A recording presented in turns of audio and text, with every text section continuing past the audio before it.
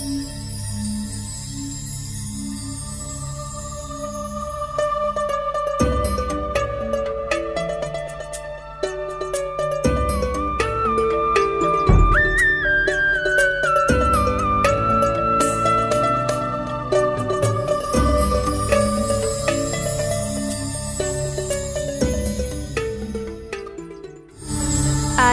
২৭শে জানুয়ারি। আজকের উল্লেখযোগ্য বিষয়, ব্যাটারি শিল্পের পুরোধা শচীন্দ্র প্রসাদ সাহার জন্ম, নাট্যকার মহেন্দ্র গুপ্তের জন্ম, সেতার বাদক পণ্ডিত নিখিল ব্যানার্জির মৃত্যু,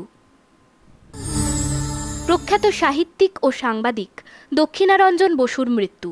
দক্ষিণারঞ্জন বসু ২৬শে ডিসেম্বর ১৯২৭ খ্রিস্টাব্দে বাংলাদেশ ঢাকায় দক্ষিণারঞ্জন বসু জন্মগ্রহণ করেন। তার মৃত্যু হয় ২৭শে জানুয়ারি ১৯৮৯ খ্রিস্টাব্দে।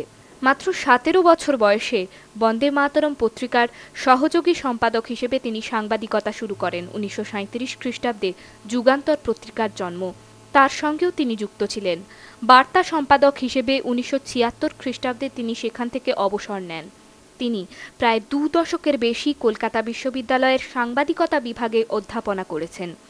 অবসর নেবার পর কিছুদিন উত্তরবঙ্গের একটি পত্রিকা গোষ্ঠীর সঙ্গে তিনি যুক্ত ছিলেন। উপন্যাস, প্রবন্ধ, গল্প, কবিতা ও ভ্রমণ কাহিনী সহ প্রায় ৭০টি গ্রন্থের তিনি রচয়িতা।